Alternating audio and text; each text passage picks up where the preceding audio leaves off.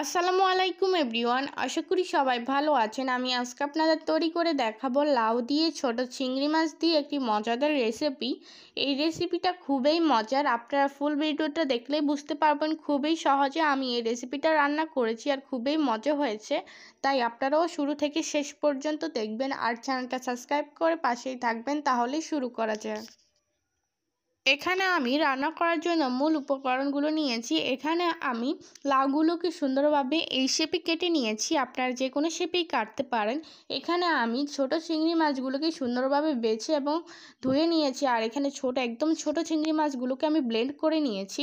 আপনারাও এভাবে করতে পারেন। এখন আমি রান্না করার জন্য চুলায় কড়াই বসিয়ে তাতে কড়াইটা গরম হয়ে গিয়েছে। এখন আমি এতে পরিমাণ মতো তেল দিয়ে ফোড়নে আমি দিয়ে দিলাম অল্প পরিমাণে রসুন বাটা। এখন আমি রসুন বাটার সাথে অল্প পরিমাণে আদা বাটা দিয়ে এখন আমি ভালোভাবে মিশিয়ে একটু ভেজে নিচ্ছি। পুরোপুরি একটু ভেজে নেওয়ার পর এখন আমি এতে দিয়ে দিব যে বেছে রাখা বা ধুয়ে রাখা ছোট চিংড়ি মাছগুলো। এই রসুন এবং আদা বাটাটা একটু ভালোভাবে ভেজে নিতে হবে যাতে কাঁচা ভাবটা চলে যায়। এখন আমি কিছুটা ভেজে নেওয়ার পর এখন আমি এতে দিয়ে দিচ্ছি চিংড়ি মাছটা এর সাথে ভালোভাবে মিশিয়ে একটু ভেজে নিতে হবে। তাই আমি নেড়ে চেড়ে একটু ভেজে নিচ্ছি।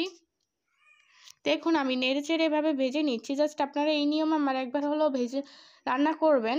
দেখতেই পাচ্ছেন আমি ভালোভাবে একটু মিশিয়ে ভেজে নেওয়ার পর এখন আমি যেই ছোট মাছগুলোকে ব্লেন্ড করে রেখেছি ওই ব্লেন্ডটাও আমি এর সাথে দিয়ে ভালোভাবে মিশিয়ে নিচ্ছি। এখন আমি এতে দিয়ে দিলাম পরিমাণ মতো লবণ, তারপর দিয়ে দিলাম হলুদের গুঁড়ো, তারপরে দিয়ে দিয়েছি এখানে মরিচের গুঁড়ো। ঝালটা আপনার পরিমাণ মতো দিয়ে দিবেন। তারপরে এগুলোকে সবগুলো উপকরণ ভালোভাবে মিশিয়ে এখন আমি মশলাটা ভালোভাবে মিশিয়ে পুরোপুরি ফুটে যেতে হবে। দেখুন আমি মিশিয়ে নিচ্ছি। একেবারে আমি ভালোভাবেই মিশিয়ে নেওয়ার পর এখন আমি ঢাকনাটা দিয়ে দিব কিছুক্ষণের জন্য। কিছুক্ষণ পর আমি ঢাকনাটা তুলে নিচ্ছি। দেখতেই পাচ্ছেন পুরোপুরি বলক চলে এসেছে এবং আমি নেড়ে ছেড়ে দিচ্ছি। ভালোভাবে নেড়ে ছেড়ে দিতে হবে। ভালোভাবে নেড়ে ছেড়ে দেওয়ার পর বাকি মশলাগুলো দিয়ে দিচ্ছি। দেখতে পাচ্ছেন এখানে দিয়ে দিলাম জিরে গুঁড়ো, তারপর এখানে দিয়ে দিয়েছি ধনিয়া গুঁড়ো। এগুলোকে একটু ভালোভাবে মিশিয়ে নিচ্ছি। ভালোভাবে মিশিয়ে নিতে হবে এবং পানিটা ভালোভাবে শুকিয়ে যেতে হবে। দেখুন কিছুটা এভাবে মাছটাকে কষিয়ে নেওয়ার পর এখন আমি এতে দিয়ে দিব কেটে রাখা লাউগুলো। দেখতেই পাচ্ছেন লাউগুলো আমি দিয়ে দিচ্ছি। লাউটাও ভালোভাবে মিশিয়ে নিব, এর সাথে আমার লাউটাকেও ভালোভাবে কষিয়ে নিব। আমি এখানে কোনো রকম পানি ব্যবহার করব না। এই পানি লাউ থেকে যে পানিটা বের হবে ওই পানিটা দিয়ে আমি পুরোপুরি তরকারিটা রান্না করে নিব। দেখতে পাচ্ছেন ভালোভাবে মিশিয়ে নেওয়ার পর এখন আমি পুরোপুরি লাউটা এবং মাছটাকে আবারও ভালোভাবে কষিয়ে নিব। দেখতে পাচ্ছেন পুরোপুরি মিশিয়ে নিয়েছি। এখন কিছুক্ষণ ধরে ভালোভাবে নেড়েচেড়ে কষানোর জন্য আমি ঢাকনাটা দিয়ে দিলাম। কিছুক্ষণ পর আমি ঢাকনাটা তুলে নিচ্ছি। দেখতে পাচ্ছেন কতটা পানি বের হয়ে গিয়েছে।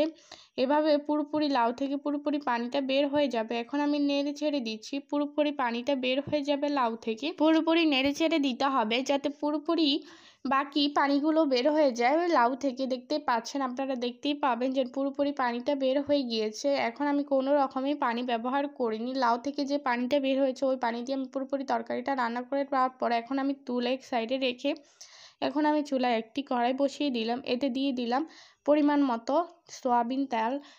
এখন আমি তেলটা গরম হয়ে গিয়েছে, এতে দিয়ে দিলাম পেঁয়াজ কুচি। এখানে আপনারা সবগুলো ইনগ্রিডিয়েন্টস পরিমাণ মতো দিয়ে দিবেন। তারপরে এগুলোকে একটু ভেজে নিচ্ছি যাতে কাঁচা ভাবটা চলে যায়, একটু ভেজে নিতে হবে। দেখুন আমি নেড়েচেড়ে কিছুটা ভেজে নেওয়ার পর এখন আমি এতে দিয়ে দিব রসুন বাটা। এখানে আমি রসুন বাটাতে দিয়ে দিচ্ছি। দেখুন এখানে 1 টেবিল চামচ রসুন বাটা দিয়ে দিলাম।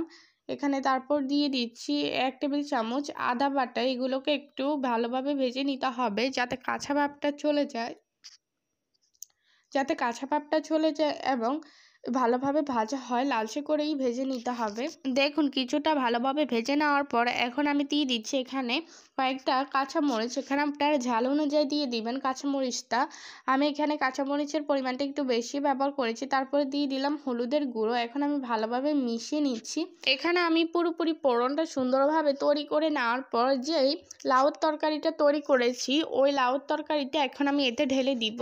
দেখতেই পাচ্ছেন এখন আমি এতে ঢেলে দিচ্ছি। পুরোপুরি লাউর তরকারিটা দিয়ে ঢেলে দিতে হবে এবং নেড়ে ছেড়ে দিচ্ছি আমি।